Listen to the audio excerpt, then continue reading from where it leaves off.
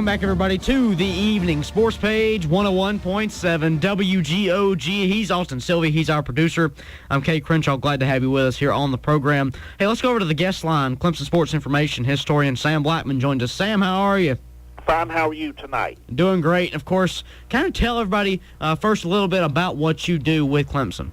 Okay, I work in the Athletic Communications Office. We're located in the Jervey Athletic Center, and we publicize our sports programs. We update the website. We write releases. We do the media guides and keep up the various records for all our sports, and we also keep the statistics at all our sports. At Clemson, and keep records and keep photographs, and a lot of things are digital now, but we keep a library of old photos and things like this. And before we kind of go into the Alabama conversation, what's really your favorite piece of Clemson history that you've witnessed and able to see? In my lifetime, I really enjoyed the 80s. Looking back, of course, I was in school in the early 80s, and Clemson won the national championship in 1981. We won 3 ACC championships in football that decade, 3 in a row, 86, 87, 88. And of course, we won 81 and 82. And also, men's soccer won national championships in 1984 and 87. So those were very good years, and of course the last 4 or 5 years have been very good here at Clemson as well. Coach Swinney has done an excellent job with the football program, and it's something that Clemson people can be very proud of. Yeah, of course, Clemson returning to the Sugar Bowl for the first time since 1959. They lost to LSU 7-0, but it's been a while since the Tigers took a trip to New Orleans for the Sugar Bowl. That's exactly right. And at that time, Clemson was Clemson College. You know, they started, the name was changed to Clemson University in 1964. And a lot of people was wondering, why choose Clemson College? They're going to get, LSU was ranked number 1, and they had this running back named Billy Cannon.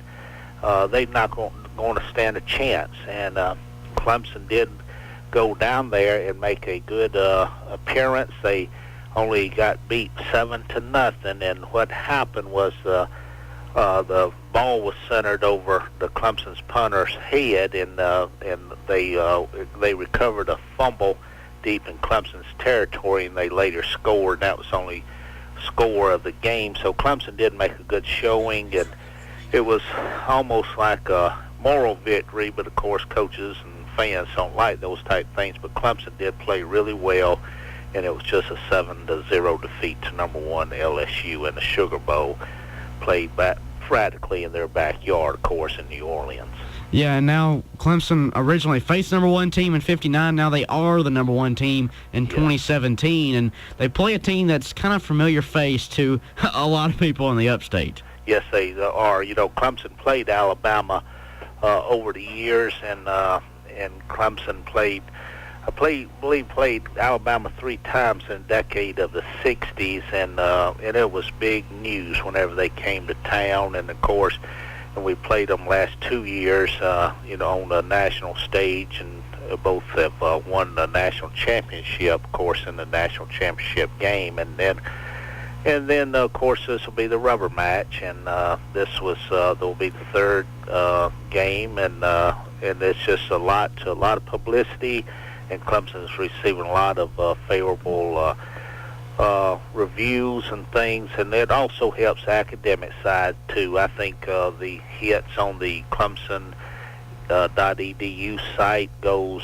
skyrocketing, that night whenever Clemson plays a national championship game, and over the next few days and several weeks, and it really does help the school out athletically as well as academically. Yeah, of course, the last 2 years, Clemson and Alabama each exchanged one in the national title, 2015, and last year the Tigers took it in 2016, 35-31. But at one point in time, Clemson had a 3-game win streak against the Tide when a guy by the name of John Heisman was the head coach. That's exactly right. And John Heisman did a fine job getting things going here. Of course, Mr. Riggs was the father of Clemson football, and he was the first coach. And then he, said that after 3 or 4 years, he said it's time we get a real coach. So we went to Auburn and hired Mr. Heisman to come to Clemson, and he led us to an undefeated season in 1900. And also during his 4-year span here, he led Clemson to 3 conference championships. It was called the Southern Intercollegiate Athletic Association, and the membership included a lot of schools from the SEC as well as a few from the ACC.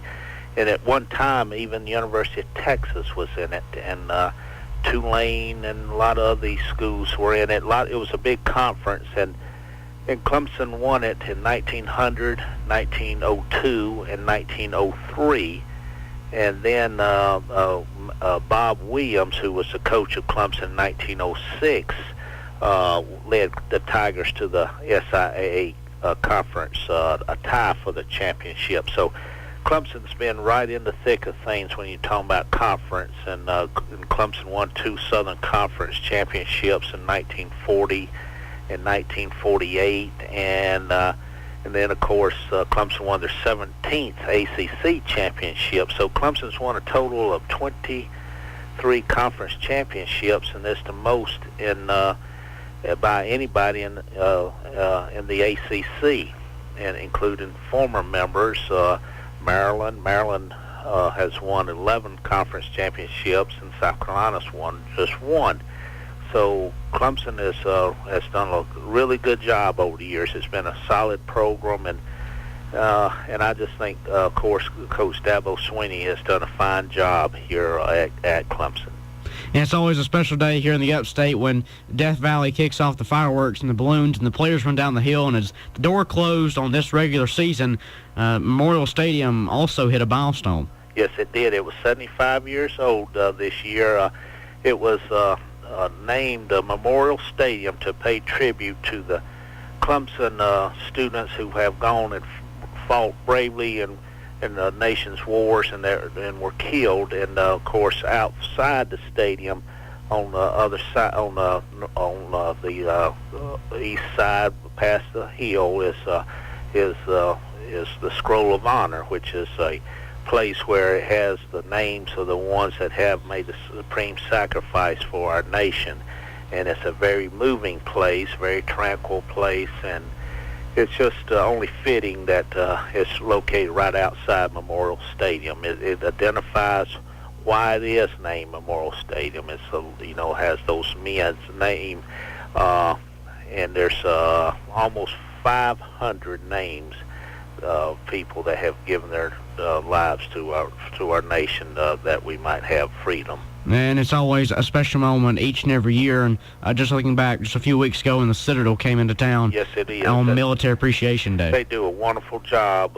Mike Money, and then, of course, John Cicetta started it, and then Mike Money has continued that great tradition. They are our promotions directors or marketing directors. Mike Money is the current one, and he's done a fine job. And I just thought that was a good tribute of having Lee Greenwood there performing, and that was such a fitting song, and just such a great day that day. And I'm so glad we do take time to pay tribute to our the people that serve in our armed forces. And Dabo Swinney came in and just loved the idea, and it continues today, like you said, along with the help of the marketing and promotions departments. And kind of speaking on Dabo Swinney, he continues to climb the ladder as far as college football coaching goes, but he also is solidifying his name even more in the Clemson record books than they already are in the Clemson eyes. Yes, he is. He's starting to get in there. We won his 100th career win, and just has he's a very humble man and just a wonderful person to work with. That working in the media, and just always very helpful. And I just think Clemson is very fortunate to have him as our head football coach. And of course, we paid tribute to Coach Danny Ford, who got into College Football Hall of Fame recently, and he was a fine coach and that was whenever I was in school. He did a fine job, and during the decade of the 80s, and I think he helped put his stamp on the program, and and helped set the bar even higher by winning a national championship, and it's with this thought that Clemson, yes, they can compete, with anybody in the country, and Dabo has proved that, and it's with that Clemson spirit. Whenever they started the football program in 1896, a group of students met and said, why can't we have football? Why not Clemson? And I think that's what Dabo continues. Why not Clemson? Why can't we compete for national championships? And he's answered that question, that Clemson can compete for these national championships, and does a fine job year in and year out. Sammy, just kind of tell everybody, how long have you been with Clemson? Well, it's so funny. I got a little certificate today. I've been with the state full-time 30 years, and this will be my 31st year having a full-time job. But prior to that, I worked as a student and a graduate student at Clemson. So I've been in this office for 36 years, and before that, my sister worked in this office as a student in the publicity office or athletic communications office, whatever people want to call it. But we also, I haven't missed a home football game since I was 3 years old, so that dates back about 52, 53 years, and I'm just very proud of that record. My father and Mom would carry my sister and I to all the games, and we really enjoyed it. Had a good family outing each week. There's a home game here, and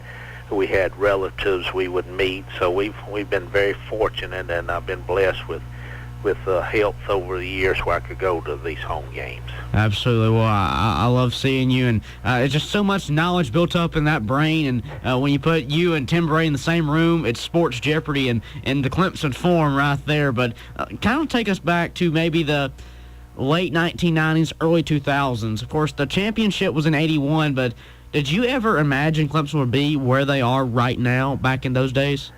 Well, I just thought maybe we were just going through a little time where, we were rebuilding, and Coach, I would say Coach Bowden made the issue of facilities as being important. He brought that to the forefront, and and I thought myself, with better facilities, maybe we can start getting back to the national forefront, and that's what has happened. And then, of course, Terry Don Phillips hired Dabo, and he said that in a statement, he said that he wanted to hire Dabo before someone else gets him, because he's a great football coach, and he's a great recruiter, good people person. I'm just so fascinated by him. He, has that foundation where he helps others with and helps the groups that help other people that are sick or either in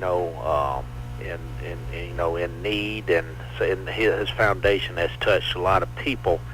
But he is a people person, very approachable, and Danny Ford was like that too. Coach Ford, he would he would relate to anybody, no matter who they are, where they came from. Just a very approachable person. You walk up, get the autograph, not worry about getting your head bit off or anything like that, But very approachable. Danny Ford would talk to people, and the same way with Dabo. Dabo was a people person, and I just think that helps with recruiting and just being a friendly person. They used to say that Coach Ford could really win over the mothers by talking to them. See, they used to say if you went over the mother, you pretty much can get that recruit. And I think that's still, true today. Coach Ford is he would talk to everybody, and I think Dabo was a lot like that, out of that same form. And I just feel like that it is hard to fathom that Clemson is doing so well in competing for national championships for the third straight year. and I'm just so proud of the program, and it has come a long way. I remember my father graduated from Clemson in 1933. Had another uncle finish in 1934, and they told me that Clemson, the uniforms were all patched up, patches on top of patches and whatnot. Just no money, no one really had any money, but the facilities, the everything had just come so far, and it's just a tribute to the support that Clemson gets through IPTAY and through the tickets and selling the season tickets. It's just a wonderful place, and you just have to scratch your head sometime. You wonder where all these people come from. Excuse me, but it is a very loyal fan base, and like I said, Clemson is a very special place, and people have come and tried to find out why IPTAY has been so successful, but they have tried to copy it, having districts and counties and districts and county chairmen. They've imitated that, but one thing they can't copy is the people and the loyalty of those people that support Clemson athletics, and they are to be applauded, because over the years things have gotten so much better here, facilities and the support, and it's just a wonderful place to be. And the overall success of the entire brand of Clemson, thanks to IPTAY and supporters and everyone that contributes to it. And it's not just limited to football, playing for national championships. Men's soccer, very successful. Coach Noonan, yes. They're year in and year out competitive in the NCAA tournament. The men's and women's basketball teams in yes. conference play. I mean, the men's team's off to the best start under Brad Brownell. Of course, Monty Lee's squad, they're in the NCAA regionals every year. I think they've hosted 2 out of the last 3. That's right. That's exactly right. All across the board, Clemson enjoys success, and the facilities are getting better. For you to have a successful athletic program, you got to have strong leadership, and Dan Radakovich has done a fine job with the fundraising and the starting of facilities and getting them built. Just like I noticed today, they're starting to build the tennis center. They're redoing the whole tennis courts, and they've starting with the excavation work and tearing down the things there. So they've done a lot of work over there. If you hadn't been over there lately, they've been tearing down the fences and things. So it's going to be a very great facility for the tennis team, and like I said, that's all across the board. And I'm looking forward to softball starting here. Absolutely. That's one thing that I think everyone is looking forward to, just because of the rich history in this area, and it's something new. Yes, it is. Yes, it is. And I wish them a lot of luck, and I'm so glad that it's getting started. I think that's going to be a favorite among the Clemson fans and the Clemson family. Well, as we kind of close out here, Sammy, we have student athletes in collegiate sports, and that's really something that Dabo Swinney has really implemented. Only 5 out of, I think it's over 170 now, seniors that have gone through his program have not obtained their degree, and 4 out of those 5 are in the NFL. So really, it's student before athlete. That's exactly right. That's what he emphasizes, and all these coaches do. Coach Noonan, just for example, he really emphasizes academics, and all these coaches do. And of course, we have a great student academic advisory program located in the West End Zone at the football stadium, that Clemson fans can be really proud of, and that wins over a lot of recruits. Whenever parents come and bring their kids to campus for a visit, they're very intrigued by, very taken by our student academic services and a great program that we have, and providing advisors and just teaching and just helping people learn how to study. When you go to college, that's the main thing, learning how to budget your time and how to study, and that's what the Academic Learning Center does here at Clemson, and they do a fine job advising our student athletes, and like you said, that has really emphasized at Clemson. And before I let you go, Sam, I got to transition from the historian over to the author. Tell people a little bit about your books and how they can get them. Well, a lot of them are available on Amazon. The latest one that we did was, Will Vandervoort. He's our good friend, your viewers too. We wrote a book called Clemson, Where the Tigers Play. It's written also by Bob Bradley and Chuck Creasy. We all joined in at one time or other and worked on this book, and it's in its third edition. It's available on, I'm sure, on Amazon or our local bookstores like the Clemson Sports Shop downtown, ran by Miss Ibrahim, the Tiger Sports Shop, I should say, and then, of course, Trent Allen's Frame Shop downtown will probably have a lot of our books, but it's called Clemson, Where the Tigers Play. It's a history of all our sports that we ever had. It includes boxing. It was a varsity sport at Clemson from 1928 to 1948. Field hockey. It's got all our sports, and we cover it very extensively.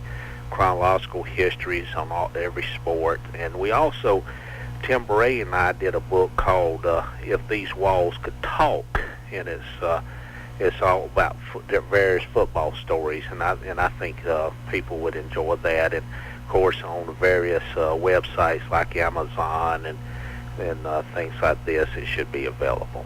Hey, there you go. Hey, Sam, I appreciate it. I look forward to talking to you in the near future. Well, thank you. I appreciate you having me, and I hope everyone has a good Christmas season. Hey, thank you, Sam, for all you do. We appreciate it. All right, thank you. That's Sam Blackman, Clemson Sports Information. Always like talking to Sammy.